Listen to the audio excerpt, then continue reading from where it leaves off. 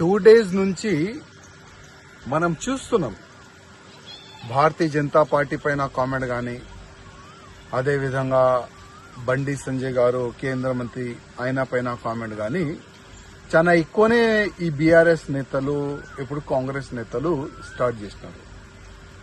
Comment ఏ విధంగా చేస్తున్నారంటే, బండి సంజయ్ గారు కొడుకు ఒక తప్పు చేసిండు, అది తప్పు చేసిండా లేదా, ఆల్రెడీ ఎస్ఐటి ఒక ఏర్పాటు చేసినారు. ఈ ఎస్ఐటి పెట్టిన తర్వాత ఎంక్వైరీలో అసలు వాస్తవం ఏంది అది మొత్తం బయటికి వచ్చేస్తుంది. కానీ ఇంకా ఎంక్వైరీ కూడా స్టార్ట్ కాలేదు. ఇవాళనే రేవంత్ రెడ్డి గారు డీజీపీ గారితోని కమిషనర్ గారితోని మాట్లాడి అసలు బండి సంజయ్ కొడుకు కేసు ఏంది వివరాలు కూడా మన ముఖ్యమంత్రి గారు తీసుకున్నారు. ముఖ్యమంత్రి గారు అడిగినారు కూడా, బండి సంజయ్ కొడుకు పైన కంప్లైంట్ చేసి చాలా రోజైంది, ఎందుకు యాక్షన్ తీసుకోలేదని ముఖ్యమంత్రి గారు కూడా అడిగినారు. పోక్సో కేసు కింద బండి సంజయ్ గారి కొడుకు పైన కేసు అయింది. అసలు ఇది కుట్రనా లేక వాస్తవం ఇది కేసు అయిందా, ఇది తప్పు జరిగిందా, ఈ ఎస్ఐటిఓలు మొత్తం ఎంక్వైరీ చేసి రిపోర్ట్ అయితే పెడతారు. కానీ బండి సంజయ్ గారు గాని మా పార్టీ కార్యకర్తల అధికారులు ఎవరు కూడా ఎంక్వైరీ జరగకూడదు ఎవరు కూడా చెప్పలే. బండి సంజయ్ గారు ముందు నుంచి చెప్తున్నారు, ఒకవేళ నా కొడుకు కూడా తప్పు చేస్తే ఎంక్వైరీ చెయ్యండి, వేరేకి శిక్ష ఏ విధంగా ఇస్తారు నా కొడుకు కూడా ఆ శిక్ష వేయండి, మేము రెడీ అని బండి సంజయ్ గారు ముందు నుంచి ఈ మాట చెప్తున్నారు. ఈ మాట చెప్పిన తర్వాత కూడా కంటిన్యూగా బీఆర్ఎస్ వాళ్ళు కొంతమంది ఎలక్ట్రానిక్ మీడియాని ఫేవర్ గా తీసుకొని, కొంతమంది యూట్యూబ్ ఛానల్ ని ఫేవర్ గా తీసుకొని చాలా వరకు బీజేపీ పైన అటాకింగ్ చేస్తున్నారు, బండి సంజయ్ గారు పైన అటాకింగ్ చేస్తున్నారు, మా పెద్ద నాయకుల పైన అటాక్ చేస్తున్నారు. చేయని వాళ్ళ అలవాటు. కానీ 29 ఇంటర్మీడియట్ మన విద్యార్థులు, అది కూడా వాళ్ళు మేనర్ ఉండే చనిపోయినారు ఇదే బీఆర్ఎస్ సమయంలో. అప్పుడు ఇదే రిజైన్ గురించి అంశము ఎవరు కూడా లేపట్లే.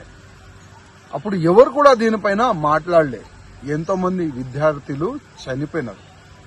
అదేవిధంగా జూబ్లీహిల్స్ లో ఒక ఎంఐఎం నేత కొడుకు రేప్ కేసులో కూడా ఇన్వాల్వ్ అయినారు.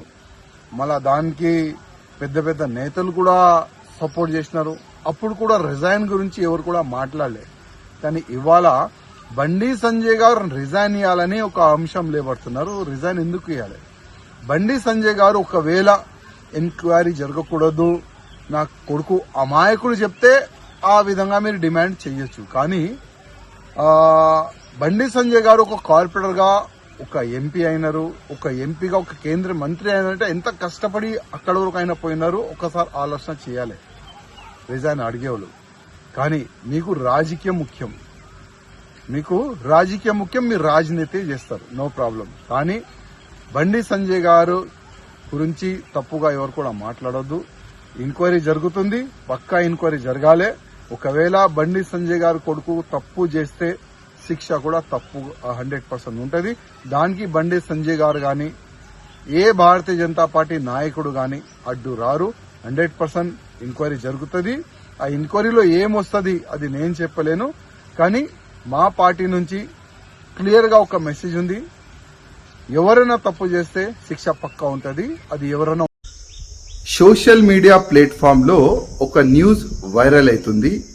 ఇవాళ మన ప్రధానమంత్రి మోదీ గారు ఒక బహిరంగ సభ పెట్టుకున్నారు. అదే బహిరంగ సభలో రాజాసింగ్ జాయిన్ కావచ్చు బీజేపీలో మళ్ళొక్కసారని నా పేరు పైన ఒక ఫేక్ అకౌంట్ తయారు చేసి, పేజ్ తయారు చేసి సోషల్ మీడియాలో ఆ పోస్ట్ మరీ పోస్ట్ అవుతుంది. మళ్ళా అదే ఫేస్బుక్ అకౌంట్ లో నిన్న జరిగిన బండి సంజయ్ గారు అబ్బాయి గురించి కూడా ఒక పోస్ట్ కూడా ఆయన వేసిండు. అసలు ఆ ఫేస్బుక్ గురించి తెలియదు, ఆ పేజ్ గురించి తెలియదు. గతంలో కూడా అదే పేజ్ లో నా పేరు పైన పైసలు ఆయన డిమాండ్ చేస్తే గతంలో కూడా మేము కంప్లైంట్ ఇచ్చినాము, కానీ నో యాక్షన్. ఇవాళ కూడా ఒక కంప్లైంట్ మేము సైబర్ క్రైమ్ కి ఫార్వర్డ్ చేస్తున్నాము. ఇప్పుడే ఏసీపీ గారు కూడా మేము మాట్లాడినాము. ఇప్పుడు కూడా యాక్షన్ అవుతుందో లేదో తెలియదు. ఇప్పుడు బీజేపీ గురించి మనం మాట్లాడదాం. ఇవాళ లేకపోతే రేపు వేరే పార్టీలో మేము వెళ్ళలేము. ఎందుకంటే మా పైన ఒక ముద్ర ఉంది, హిందుత్వం ముద్ర. ఆ ముద్ర తీసుకొని వేరే పార్టీలో వెళ్ళలేము. కానీ బీజేపీలో కూడా రావాలంటే కొద్ది మా పార్టీ అధికారంలో మార్పు రావాలి. మళ్ళొక్కసారి రాజాసింగ్ బీజేపీలో వచ్చి రాజాసింగ్ బీజేపీలో మనం చేపిద్దాం, అదే కోణలో కూర్చొని పెడదామంటే నాకు అవసరం లేదు. ఫస్ట్ అయితే నా కాన్స్టిట్యున్సీలో నాకు ఫ్రీడమ్ కావాలి. నా కాన్స్టిట్యున్సీలో నా జిల్లాలో మీదే హవా నడపాలంటే అది కాదు. నా కాన్స్టిట్యున్సీలో నా జిల్లాలో మీ వ్యక్తులని మీరు అపాయింట్ చేస్తారంటే అది కూడా నాకు నచ్చదు. ఒకవేళ రాజాసింగ్ మీకు అవసరం ఉంటే మీరు పిలవండి, కానీ ఫ్రీ హ్యాండ్ ఇస్తేనే నేను భారతీయ జనతా పార్టీలో చేరుకుంటాను. కానీ ఇవాళ కాదు, ఈ రోజు కాదు. నేను పక్కా తెలంగాణలో బీజేపీ గవర్నమెంట్ రావాలని నాలాంటి లాక్స్ ఆఫ్ బీజేపీ కార్యకర్తలు ఉన్నారు. కానీ అది ఎప్పుడు అవుతుంది? అది మీ ఈగోయిజం ని పక్కా పెడితే, ప్రతి ఒక్క ఎమ్మెల్యేకి ప్రతి ఒక్క ఎంపీకి ఫ్రీ హ్యాండ్ ఇస్తే, మన పార్టీలో ఉన్న సీనియర్ నాయకులకి మర్యాద ఇస్తే, బీజేపీ కార్యకర్తలకి మర్యాద ఇస్తేనే తెలంగాణలో భారతీయ జనతా పార్టీ గవర్నమెంట్ వస్తుంది. కానీ ఇవాళ జరుగుతున్న ఆ ఫేక్ న్యూస్ నేను ఖండిస్తున్నాను. నేను ఇవాళ బీజేపీలో వస్తాను ఇవాళ లేకపోతే రేపు. కానీ మా నాయకులు వాళ్ళ ఈగోయిజం ని పక్కా పెడితేనే వస్తాను. భారత్ మాతాకి జై, జై సియారాం.